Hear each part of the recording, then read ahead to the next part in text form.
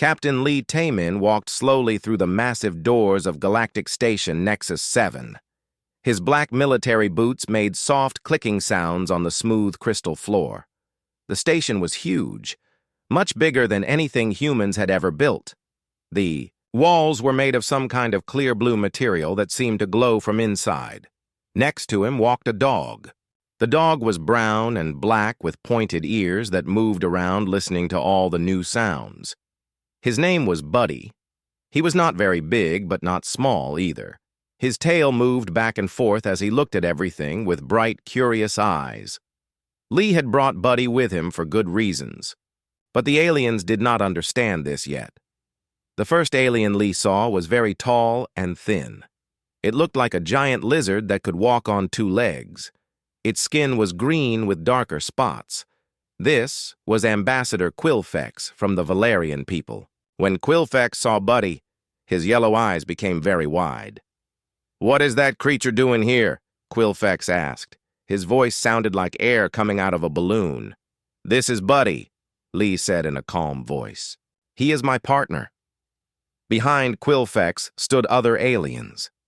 Some looked like big insects with too many arms. Others were just balls of light floating in metal boxes. They all stared at Buddy like he was something very strange. One of the insect aliens clicked its mouthparts together. "Does the human bring food animals to important meetings?" it asked. Lee felt his face get warm, but he kept his voice steady. "Buddy is not food. He is a working partner. He helps me do my job." The aliens looked at each other. Some made sounds that might have been laughing. Lee could see they did not believe him. Dr. Park So-young stood a few steps behind Lee. She was the team scientist who studied alien life forms. She carried a small computer that could translate alien languages. Through her earpiece, she could hear what the aliens were really saying to each other. "The human seems to need this animal for emotional support," said a crystal alien whose voice sounded like wind chimes. "How weak their minds must be." "Perhaps they cannot think clearly without these creatures nearby," added another lizard alien. "This shows they are not really intelligent." Park looked at Lee and shook her head slightly. She wanted him to know the aliens were not being respectful, but Lee just nodded and kept walking forward. The main meeting room was even bigger than the entrance hall. It had a round table in the center that was large enough for 50 beings to sit around. Above them was a clear dome that showed the stars and the planet below. The planet was purple and had 3 moons. Lee found his seat at the human section of the table. There was a small bed next to his chair for Buddy. The dog sniffed the strange material, then lay down on it. He put his head on his paws but kept his eyes open and alert.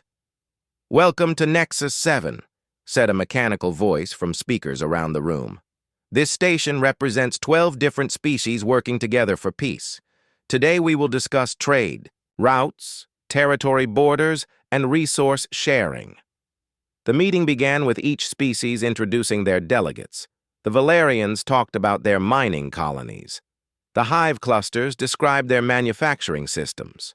The Crystal Collective explained their energy production methods. When it was Lee's turn, he stood up. "I am Captain Lee Taemin, representing Earth and all human colonies. With me is Buddy, my certified working companion." Several aliens made those laughing sounds again. One of them, a red creature with 6 arms, spoke up. "Captain Lee, why do you bring an animal to a diplomatic meeting? Is this some kind of human joke?" Lee stayed calm. "Buddy is trained to help me in many different situations. He has special abilities that make our team stronger." "What abilities could such a simple creature possibly have?" asked Quillfex.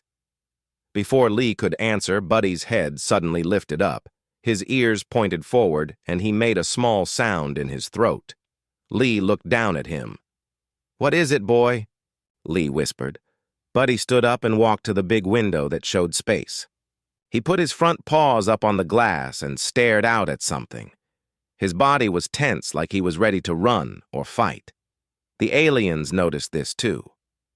"Your animal seems disturbed," said the 6-armed creature. Lee walked over to the window and looked where Buddy was looking. He could not see anything unusual, just stars and empty space. But Buddy kept staring at the same spot. The dog's nose was working hard, trying to smell something through the sealed station air. Dr. Park So-young came over with her computer. "The sensors don't show anything out there, Captain. But Buddy sees something," Lee said quietly. The meeting continued, but Buddy remained alert. Every few minutes, he would look out the window again. The aliens kept talking about trade agreements and boundary lines, but Lee found it hard to focus on their words. During a break period, Lee heard some aliens talking in the hallway. His translation device picked up their conversation. "The human cannot even control his pet," said one voice. "It is embarrassing to watch," said another. "A supposedly advanced species that depends on lower animals. Perhaps we should reconsider our trade agreements with Earth," suggested a third voice. "If this is how their leaders behave." Lee felt angry, but he did not show it on his face. He had been a soldier for many years. He knew how to stay calm when others tried to make him upset. When the meeting started again, Ambassador Quill Fex spoke directly to Lee. "Captain, perhaps you should send your animal away. It is clearly causing disruption." "Buddy stays with me," Lee said firmly. "But surely you can function without it," pressed another alien delegate. Lee looked around the table at all the different species. Some had multiple eyes, others had tentacles instead of arms. A few were just energy beings with no physical bodies at all. Each one thought they were superior to humans. "Let me tell you something about Earth," Lee said in a clear voice. "For thousands of years, humans and dogs have worked together. We hunt together. We fight together. We explore together. Buddy is not just my pet. He is my partner. And partnerships make both species stronger, not weaker." The aliens exchanged glances but said nothing more. The meeting continued with discussions about shipping lanes and resource extraction rights. But outside the station, something was moving through the darkness of space.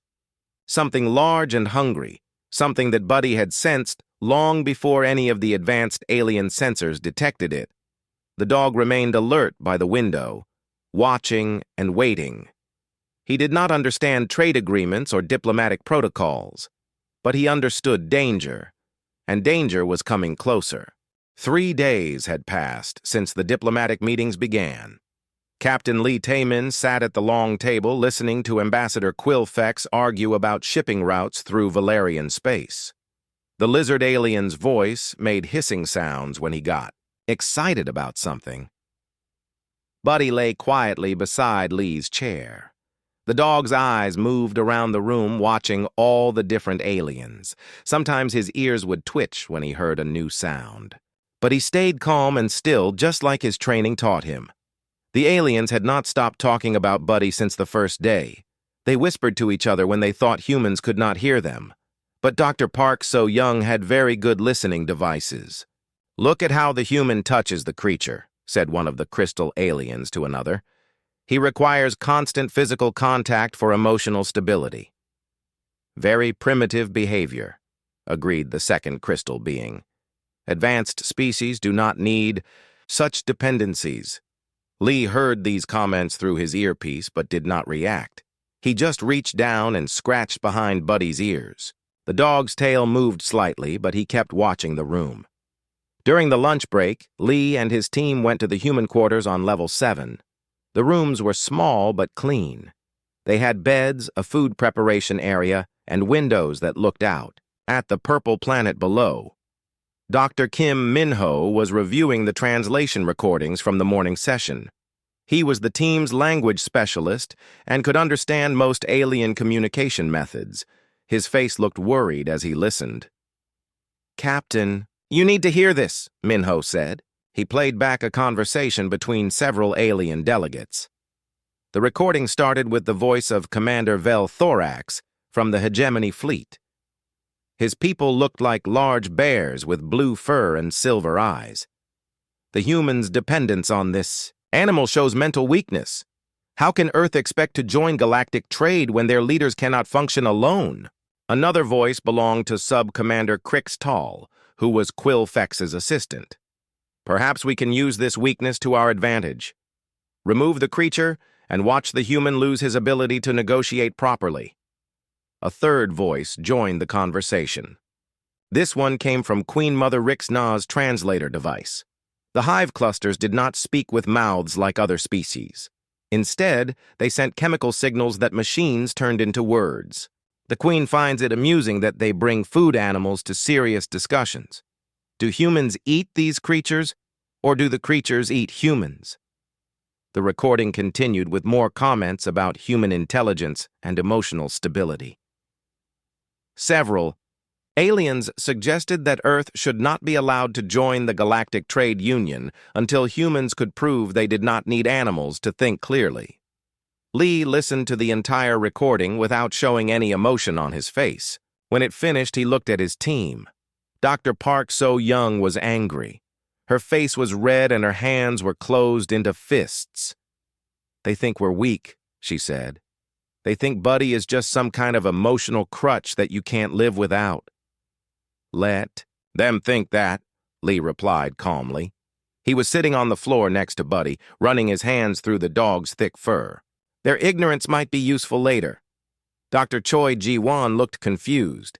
She was the team's medical officer and had studied alien biology for many years. "Captain, shouldn't we explain what Buddy can really do? Military working dogs have capabilities that most species don't understand." "Not yet," Lee said. "Right now they see what they expect to see. A primitive human who needs an animal for comfort. That gives us an advantage." Minho was still listening to more recordings. "Captain, there's more. They're planning to formally request that Buddy be removed from all future meetings. They want to see how you react when separated from him." Lee smiled for the first time that day. That should be interesting. That afternoon, the meetings resumed with discussions about territory boundaries near the Kepler system. The human colonies there were growing fast and needed more space for farming and mining operations. Ambassador Quillfex stood up and addressed the entire assembly. "Before we continue, the Valerian delegation wishes to make a formal request. We believe that the human representative's animal companion is causing distraction during these important negotiations." Several other alien delegates nodded their heads or made agreeing sounds. "We respectfully ask that Captain Lee conduct future meetings without this creature present," Quillfex continued. "Surely a mature leader can function independently." Lee stood up slowly. All eyes in the room focused on him. Even the energy beings seemed to pulse brighter as they waited for his response. "Ambassador Quillfex," Lee said in a clear voice. "Thank you for your concern about my ability to function. However, Buddy stays with me." "But Captain," interrupted Commander Velthorax, "we are only thinking of the dignity of these proceedings. Advanced civilizations do not bring pets to diplomatic meetings." "Buddy is not a pet," Lee replied. "He is a trained professional with specialized skills." The six-armed red alien made that laughing sound again. What skills could such a simple animal possibly possess that would be useful in space diplomacy? Before Lee could answer, the room's communication system activated. A mechanical voice announced that there would be a 15-minute break while the station's air recycling system ran a maintenance cycle. As the aliens began talking among themselves, Lee noticed something. Buddy had stood up and was looking toward the main corridor. His ears were pointed forward and his body was tense. The dog made a very quiet sound that only Lee could hear. "What is it, boy?" Lee whispered. Buddy walked toward the room's entrance. He stopped at the doorway and tilted his head like he was trying to hear something very far away. His nose was working hard, testing the air for scents that the station's filters might have missed. Dr. Park So-Young came over with her scanner. "Device. I'm not reading anything unusual, Captain. All station systems are normal." But Buddy remained alert. He looked down the corridor toward the outer sections of the station.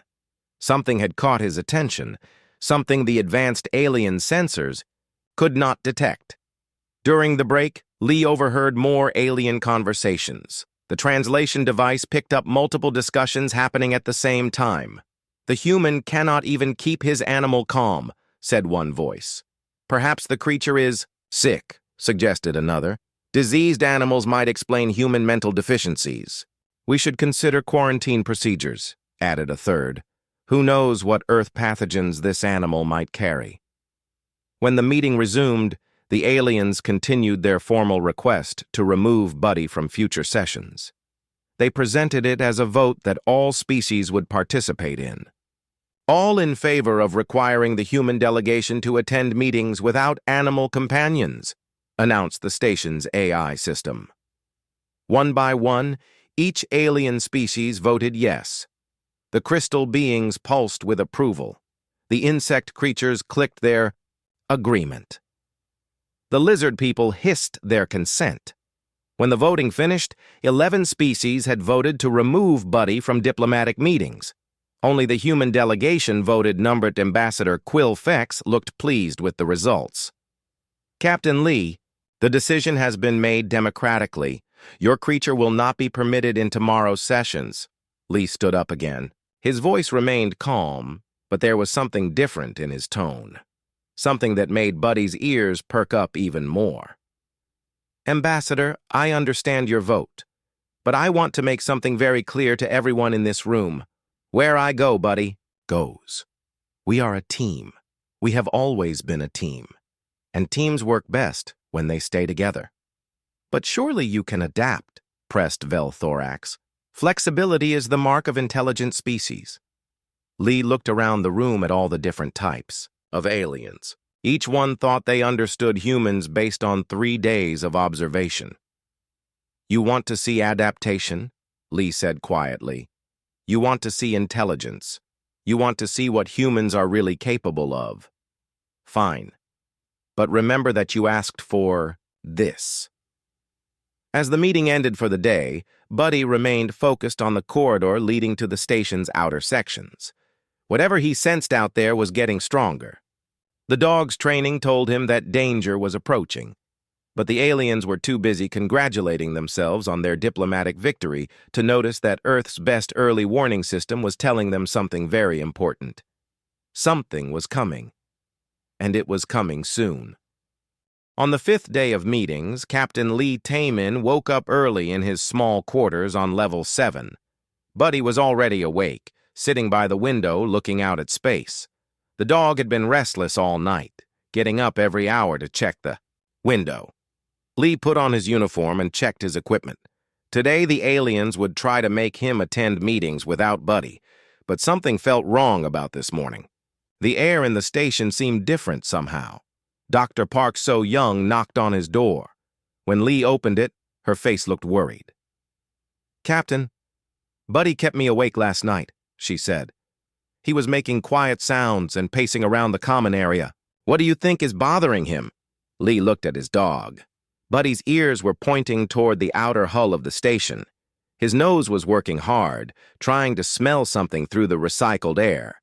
"I don't know," Lee said, "but Buddy has never been wrong about danger before." At that moment, the entire station shook. It was not a big shake, just enough to make the water in Lee's cup move back and forth. But Buddy immediately jumped to his feet and ran to the window.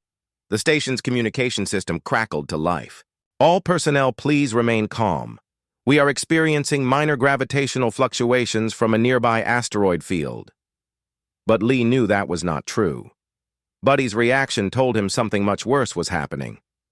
15 minutes later, the real alarms began. A loud siren filled every corridor and room in the station.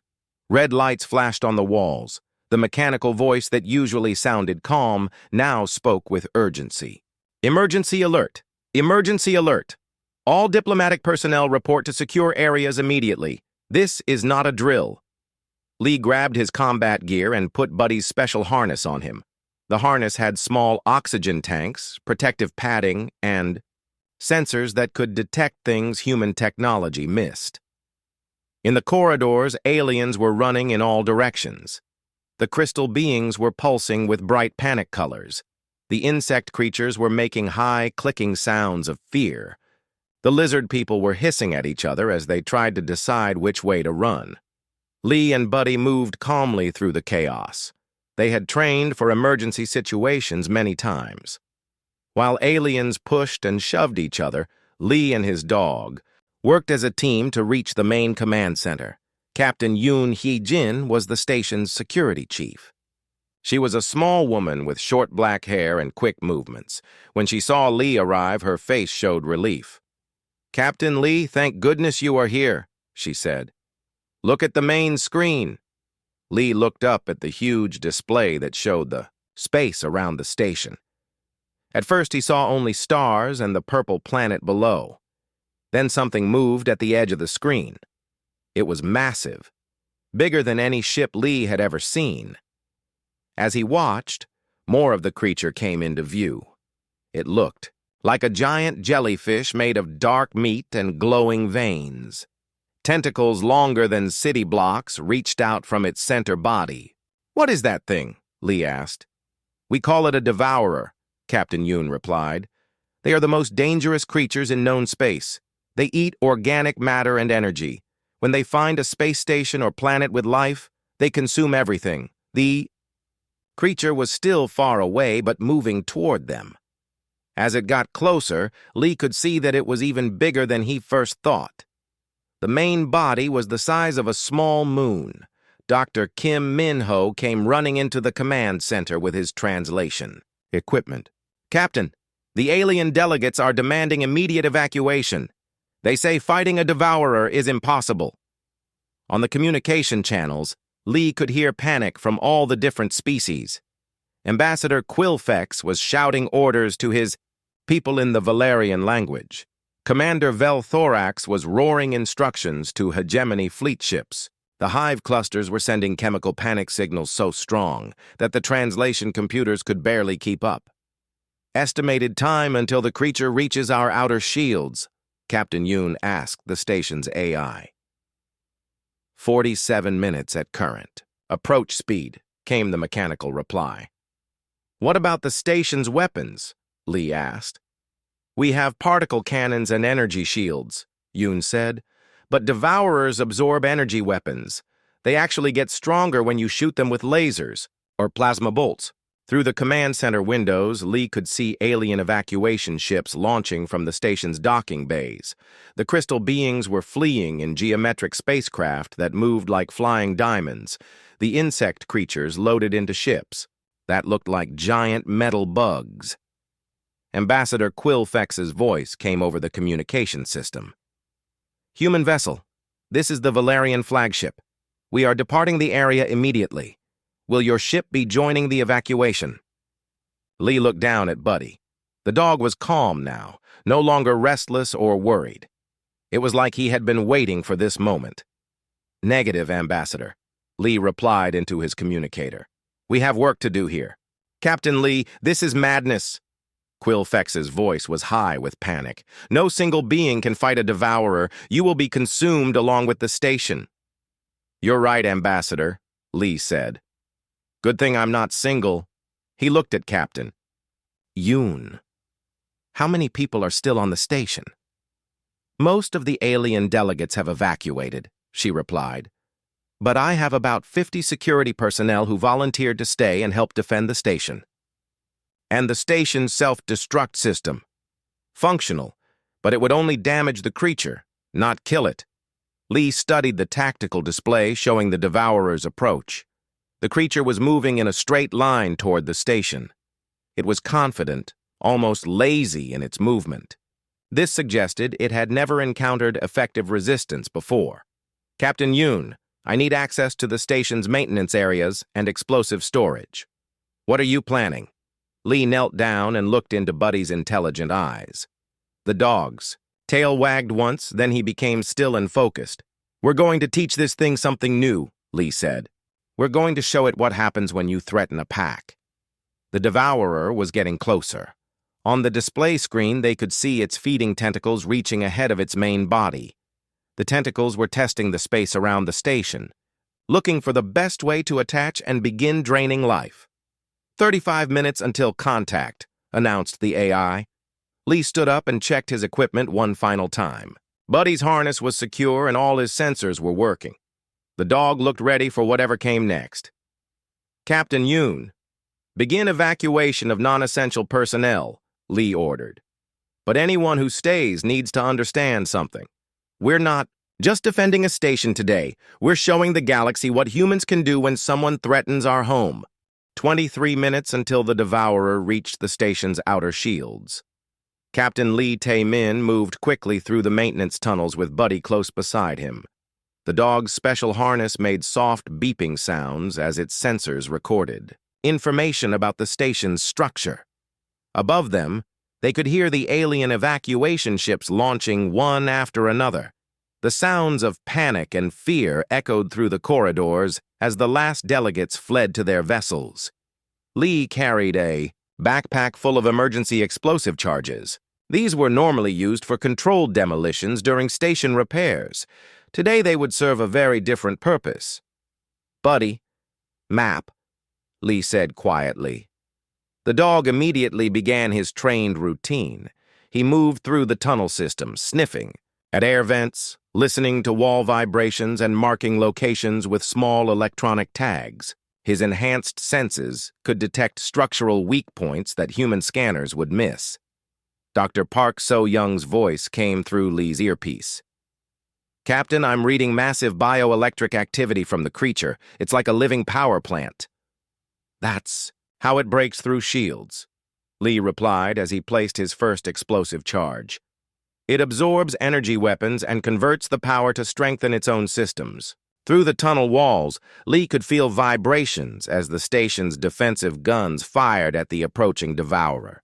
The particle cannons sent streams of bright energy toward the creature.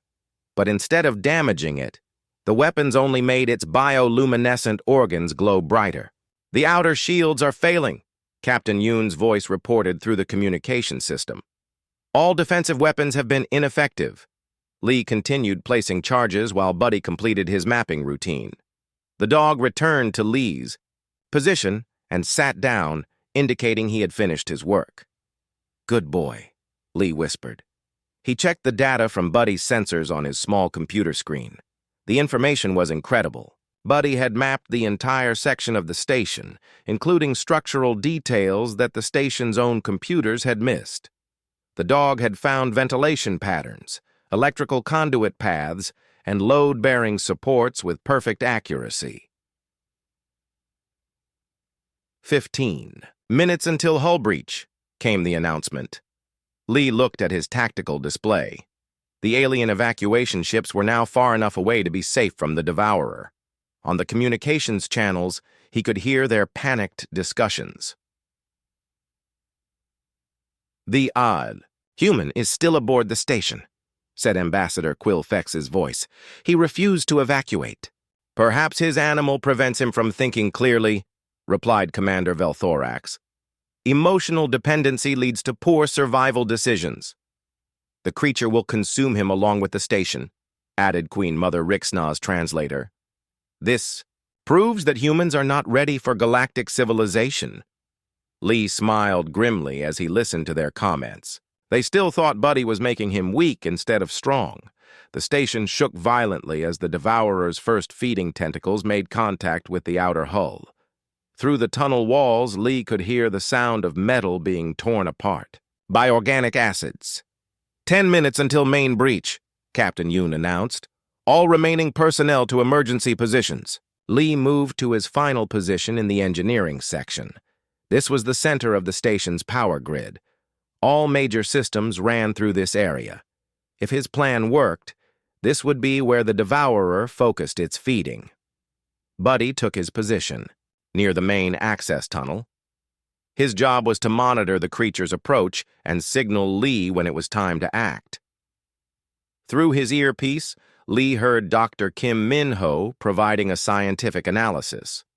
"The creature's hunting pattern shows it targets complex neural activity first.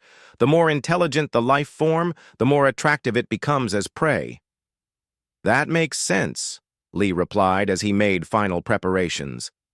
"Complex brains provide more energy when consumed." "Captain, the creature has breached the outer hull," Captain Yoon reported. "It's sending feeding appendages through the station's main corridors." Lee looked at Buddy. The dog was completely calm now. All his earlier restlessness was gone. He sat perfectly still, watching and listening with focused attention. Buddy has been preparing for this moment since we arrived, Lee realized. He knew something was coming before our best sensors detected anything. The station's lights flickered as the Devourer began draining power from the electrical systems. Emergency lighting activated, casting red shadows through the engineering section. On his communication device, Lee could hear the alien ships maintaining safe distance from the station. They were recording everything but making no attempt to help. "The human's vital signs show he is still alive," reported one of the crystal beings. "But not for much longer. His dependence on the animal will be his downfall," said a Valerian voice. "Advanced species do not burden themselves with emotional attachments." The engineering section's main door began to bend inward. Something massive was pushing against it from the other side. Lee could see organic acids eating through the metal. "Contact in 60 seconds, Lee whispered to Buddy. The dog's ears moved forward. He was listening to sounds Lee could not hear, detecting movement through vibrations in the station's structure. Suddenly, the door exploded inward. A feeding tentacle as thick as a tree trunk pushed through the opening. The tentacle was dark purple, with glowing yellow veins. Where it touched the station's walls, metal dissolved like ice in hot water. More tentacles followed. They moved with intelligence, testing the air and searching for sources of complex neural activity. Lee could see smaller sensory organs along their length, like eyes and ears designed for hunting. The tentacles found Lee quickly. His human brain patterns were exactly what the Devourer was looking for. They began moving toward his position with increasing speed. Lee activated his communicator one last time. "This message is for all the alien ships monitoring this frequency. Today you learned something important about humans. We don't fight alone." He looked down at Buddy. "Ready, boy?" The HFY dog's tail wagged once. Then he became perfectly still, every muscle ready for action. "We've been partners for thousands of years," Lee continued broadcasting. "We hunt together. We fight together. We survive together. What you're about to see is 40,000 years of evolution working as one." The feeding tentacles were now only meters away. Lee could smell the creature's organic acids and feel the heat from its bioelectric systems. "Now, Buddy," Lee whispered. The dog moved like lightning, but instead of running away from the tentacles, he ran toward them. His enhanced senses guided him between the reaching appendages with perfect precision the Devourer had never encountered. Prey that moved toward danger instead of away from it. Its feeding reflexes were designed for creatures that fled in panic. Buddy's behavior confused its hunting instincts. While the creature tried to understand what the small four-legged being was doing, Lee activated the first series of explosive charges. The blasts were not meant to kill the Devourer. That would be impossible. Instead, they were precisely placed to disrupt the creature's sensory network and create confusion. In the chaos of explosions and collapsing debris, Buddy did what dogs do best. He became an extension of Lee's will, moving through dangerous territory, with supernatural awareness and absolute trust. "Phase 1 complete," Lee said into his communicator. "Now you see what real partnership looks like." The explosions had worked exactly as Captain Lee Tae-min planned. The Devourer's feeding tentacles pulled back from the engineering section, confused by the sudden blast of heat and debris. For the first time in its ancient life, the creature had encountered prey that fought back in an organized way. Lee moved quickly through the damaged corridors with Buddy at his side. Smoke and sparks filled the air, but the dog's enhanced senses guided them safely through the chaos. Where human eyes could barely see, Buddy could navigate perfectly using smell and hearing. "Status report?" Lee spoke into his communicator. "Captain," Yoon's voice crackled through the static. "The creature has pulled most of its feeding appendages back to its main body. It seems to be reassessing the threat level. Good, Lee replied. That gives us time for Phase 2. Through his earpiece, Lee could hear the alien evacuation ships maintaining their distant positions. The communications channels were filled with shocked discussions. "The human is still alive," said Ambassador Quilfex in disbelief. "How is this possible?" "The small creature with him moved with remarkable speed," reported a hive cluster observer. "Its reaction time exceeds our calculation models." "Perhaps we underestimated their partnership," admitted Commander Velthorax reluctantly.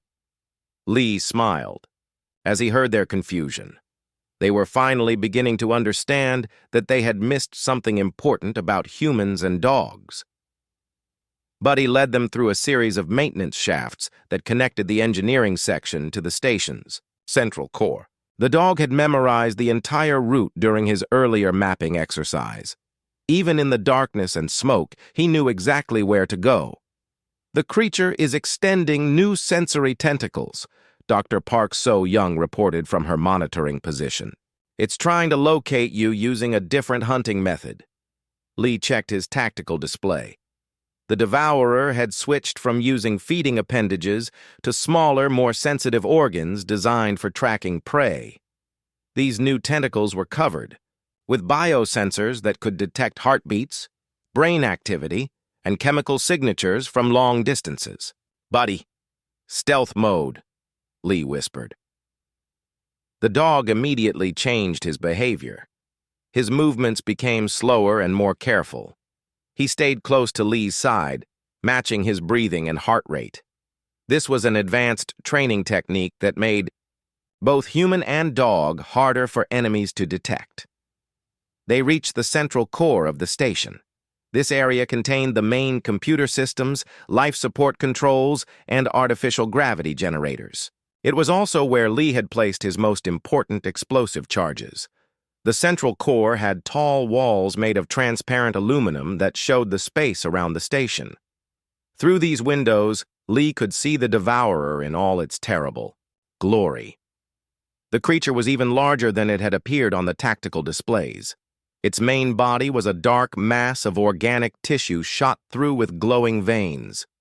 Dozens of tentacles writhed around it like angry snakes. Some were thick feeding tubes designed to drain energy. Others were thin sensory organs covered with what looked like eyes and ears. "It's beautiful in a horrible way," Lee thought to himself. Buddy moved to one of the windows and placed his front paws against the transparent wall. He stared directly at the creature with intense focus. His body language told Lee that he had identified their true enemy. "You see it, don't you, boy?" Lee said quietly. "You know what we're up against." The dog's tail moved slightly, but his eyes never left the devourer. In all his years of military training, Buddy had faced many dangerous situations. But this was different. This was a predator from the deepest parts of space, older and more deadly than anything on Earth. The station's AI system made an announcement. "Hull integrity at 60% and decreasing. The creature has resumed feeding operations on levels 3 through 7. Lee checked his equipment one final time. The remaining explosive charges were armed and ready. Buddy's harness showed all systems functioning normally. They were as prepared as they could be for what came next. "Captain Yoon, begin final evacuation of all remaining personnel," Lee ordered through his communicator. "Sir, my security team volunteers to stay and help," came the reply. "Negative.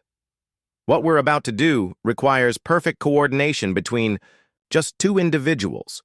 More people would actually make it harder." Through the communications channels, Lee heard increased chatter from the alien observation ships. "The human is ordering his people to abandon him," said one crystal being. "Does he intend to sacrifice himself for the station?" "His attachment to the animal prevents rational thinking," insisted a Valerian voice. "He cannot accept that evacuation is the only logical choice." "Wait," interrupted Dr. Kim Min-ho's voice. He was still monitoring from one of the evacuation ships. "Look at the tactical readings. The human and the dog are not running away from the creature. They're positioning themselves for something." Lee heard this and smiled. Finally, someone was beginning to understand. The Devourer's new sensory tentacles found the central core. These organs were more careful than the feeding appendages, testing the area slowly before committing to an attack. The creature had learned that this prey was more dangerous than it first appeared. "Here they come," Lee said to Buddy. The first sensory tentacle pushed through a ventilation grate near the ceiling. It was thin and flexible, covered with organs that looked like a combination of eyes and electronic sensors. The tentacle moved, back and forth, scanning the room for signs of life. Buddy remained perfectly still. His training had taught him to become invisible when necessary. The creature's sensors passed over him several times without detecting his presence. More tentacles entered through different openings. They began a systematic search of the central core, checking every corner and shadow. The Devourer was being much more careful now, having learned to respect its prey. Lee watched the search pattern and waited for the right moment. The creature was intelligent, but it was also following instincts that were millions of years old. Those instincts could be used against it. "Phase 2, Buddy," Lee whispered. The dog moved like a shadow, flowing between the searching tentacles without triggering their sensors. He placed small electronic markers in specific locations throughout the room. These markers would create false signals to confuse the creature's hunting organs. While Buddy worked, Lee positioned himself at the room's central control panel. From here, he could monitor the creature's behavior and trigger his explosive charges at precisely the right moments. The sensory tentacles were getting closer to discovering their position. Lee could see the organs on their surface becoming more active as they detected traces of human and canine biosignatures. "Almost ready," Lee said quietly into his communicator. "All alien ships maintain safe distance. What you're about to witness is something your species have never seen before." "What are you planning, Captain Lee?" asked Ambassador Quill Fex. Lee looked down at Buddy, who had returned to his position and was waiting for the next command. The dog's eyes were bright with intelligence and determination. "We're going to show you what happens when you threaten our pack," Lee replied. "You've spent 3 days telling us that our partnership makes us weak.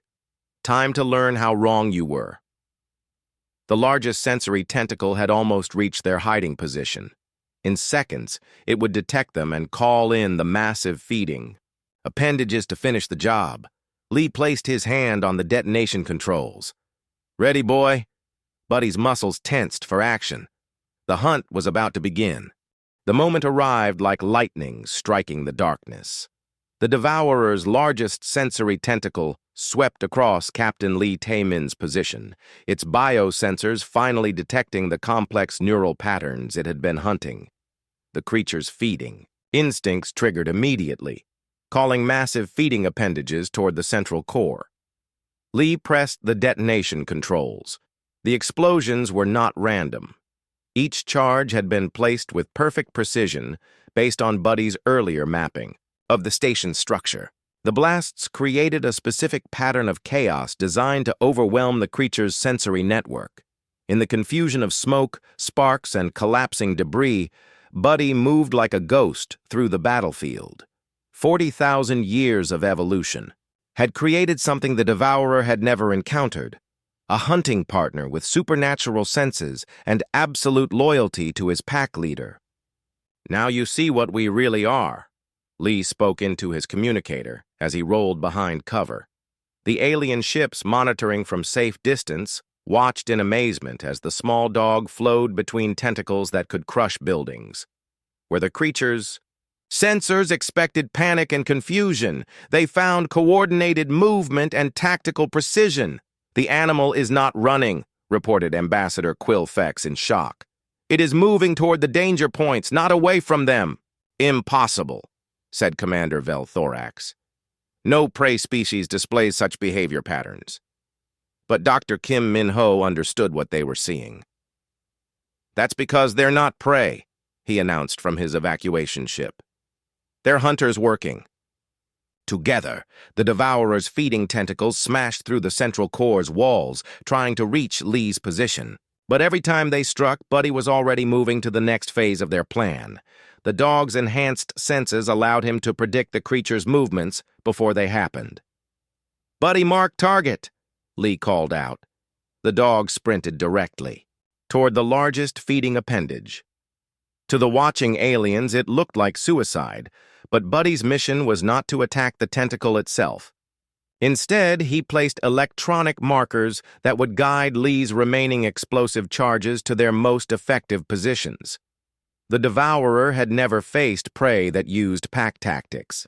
Its ancient hunting instincts were designed for creatures that fled in panic or fought alone in desperation.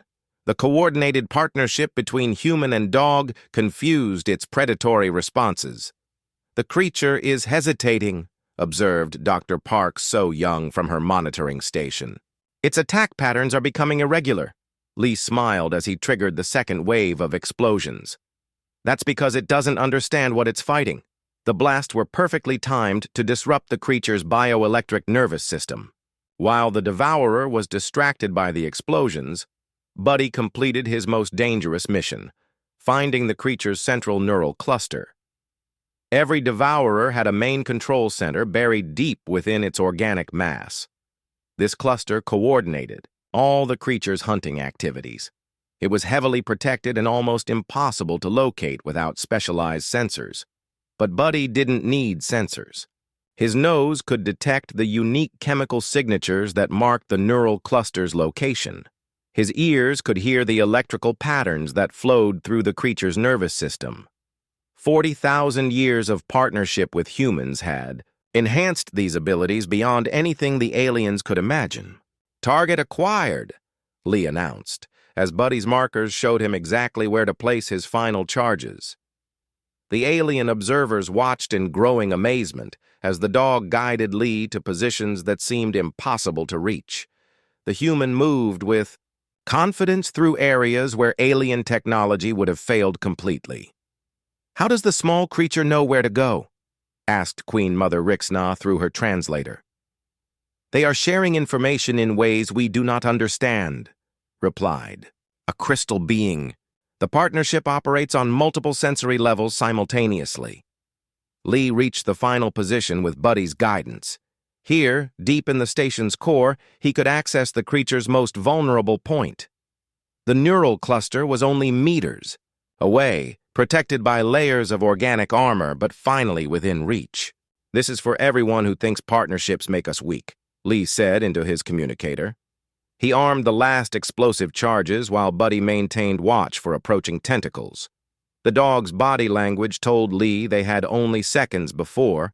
The creature's defenses adapted to their tactics. The final detonation was different from all the others. Instead of creating chaos, it opened a precise pathway directly to the Devourer's central nervous system. Lee's military engineering training, combined with Buddy's sensory mapping, had created the perfect surgical strike. The effect was immediate and devastating. The creature's bioelectric systems overloaded as feedback loops cascaded through its neural network. Tentacles that had been moving with deadly precision suddenly spasmed uncontrollably. "The creature is losing coordination," reported Captain Yoon from her evacuation ship. "Its electrical patterns are collapsing." The Devourer began to retreat from the station, its feeding appendages withdrawing as its damaged nervous system struggled to function. For the first time in its ancient existence, it had encountered prey that was more dangerous than itself. Lee and Buddy made their way back to the station's emergency docking bay, where Captain Yoon had returned with a rescue shuttle. As they boarded the small ship, Lee could see the Devourer drifting away into deep space, its bioluminescent organs flickering weakly. "Status report," Lee asked as the shuttle moved away from the damaged station. "The creature is alive but badly injured, Captain," Yoon replied. "It's retreating toward the outer system. I don't think it will threaten anyone again for a very long time." Through the shuttle's communication system, Lee could hear excited chatter from all the alien observation ships. The tone was completely different now. "The human and his companion have accomplished the impossible," said Ambassador Quilfex. They have defeated a devourer using only teamwork and tactical planning. We greatly underestimated their partnership, admitted Commander Vel Thorax. What we saw as weakness was actually a form of strength beyond our understanding. The shuttle docked with the main human evacuation ship, where Lee's team was waiting. Dr. Park So-young ran medical scans on both Lee and Buddy, while Dr. Kim Min-ho reviewed the tactical recordings. Captain, the alien delegations are requesting immediate communication, reported Min-ho. They want to discuss new diplomatic arrangements. Lee looked down at Buddy, who was resting comfortably after their mission. The dog's tail wagged once when he saw Lee watching him. Tell them we'll be happy to resume negotiations, Lee said. But this time they need to understand something important about humanity. What's that, sir? Asked Dr. Choi Ji-won. We never fight alone, Lee replied, scratching behind Buddy's ears. For 40,000 years, humans and dogs have been partners. We hunt together, we explore together, we defend each other. What they saw today wasn't one human with his pet. It was two, species working as one. Ambassador Quilfex's image appeared on the communication screen. The lizard alien's attitude was completely changed from their earlier meetings. Captain Lee, the Galactic Council wishes to formally apologize for our previous behavior. We failed to understand the true nature of your partnership with your companion. His name is Buddy, Lee corrected gently. And he's not just my companion. He's my partner. Yes, we understand that now. Quilfex nodded respectfully. The Council would like to propose new trade agreements with Earth. We believe humanity would be a valuable addition to our alliance. We're interested, Lee replied. But any agreements need to recognize that humans and dogs are a package deal. Where we go, they go. What threatens one threatens both.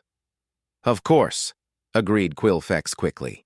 We would never suggest separating partners again. As the diplomatic discussions continued, Lee reflected on what had happened. The aliens had spent days mocking what they saw as human weakness. They couldn't understand how partnership could create strength rather than dependency.